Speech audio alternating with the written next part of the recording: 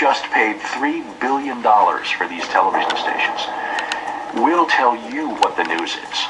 The news is what we say it is. I said, I'm not doing that. And he said, well, if you refuse to present this story the way we think it should be presented, you'll be fired for insubordination. I said, I will go to the Federal Communications Commission and I will report that I was fired from my job by you, the licensee of these public airwaves, because I refused to lie to people on the air. And it's thank you very much. You'll hear from us right away. Well, 24 hours came and went, and we didn't hear a thing. And about a week later, he calls us back, and now we've changed strategies. How about if we pay you some money and you just go away? And I said, how much money? Because, when somebody offers to bribe you like that, I always want to know if it might be worth it. He was going to offer us the rest of our year's salary. Hear a thing. And about a week later, he calls us back, and now we've changed strategies. How about if we pay you some money and you just go away? That's the simple solution here. Take some of this monopoly money, shut up and go. And I said, how much money? Because see how easy it is to be tempted? $1 million, man, is worthless if you think about it critically. When somebody offers to bribe you like that, I always want to know if it might be worth it. He was going to offer us the rest of our year's salary if we agreed not to talk about what Monsanto had done, to not talk about the Fox corporate response in suppressing the story, and to not talk about the story. Not talk about BGH, again, anywhere. Not take the story to another news organization.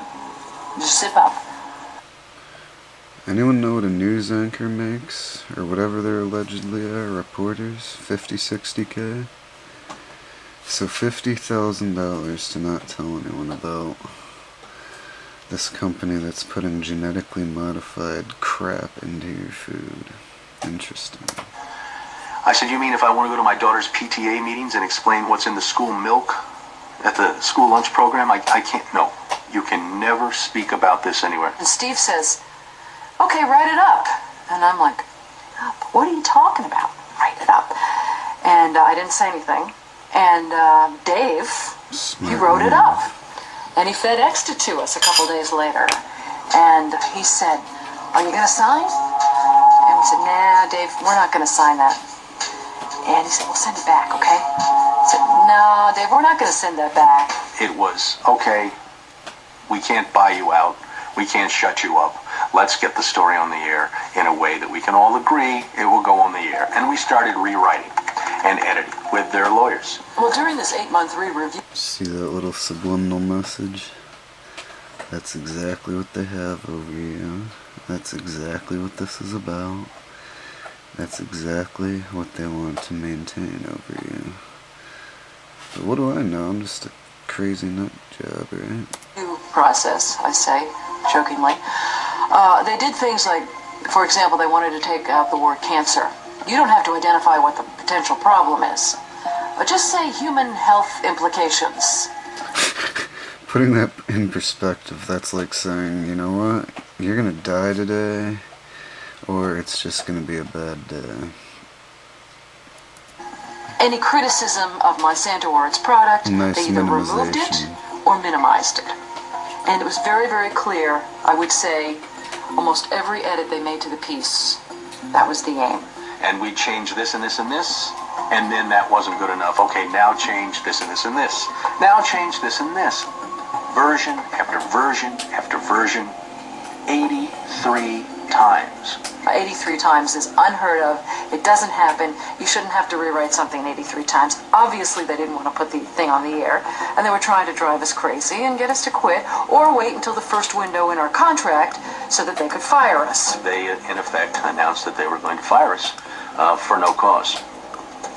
Well, this was a little much. And Steve wrote a letter to the lawyer in Atlanta, whose name is Carolyn Forrest, the Fox corporate lawyer. And I said, this isn't about being fired for no cause. You're firing us because we refused to put on the air something that we knew and demonstrated to be false and misleading. That's what this is about. And because we put up a fight, because we stood up to this big corporation, and we stood up to your editors, and we stood up to your lawyers, and we said to you, look, there ought to be a principle higher than just making money. And she wrote a letter back and said, you are right. That's exactly what it was. You stood up to us in this story, and that's why we're letting you go. James sued Fox.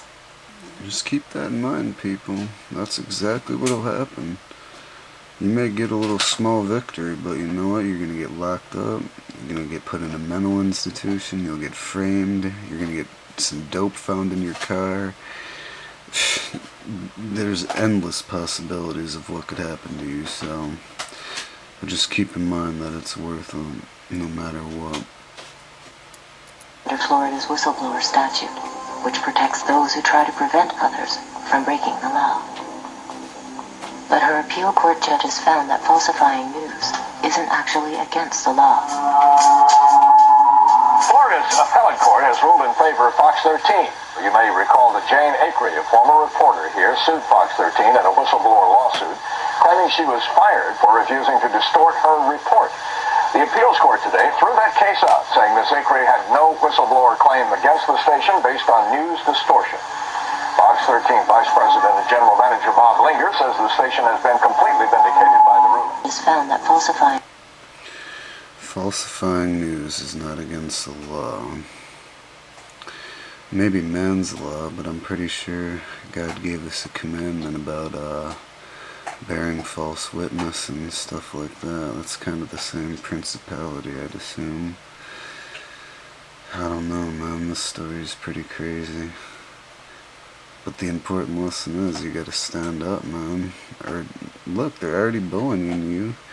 You can lay down and take it and keep taking more, or you can, you know, wake up and realize, hey, it ain't gonna get any better. I'm just presenting you some information to make your own decisions, people. Do what you will with that. I hope you make a good decision, though.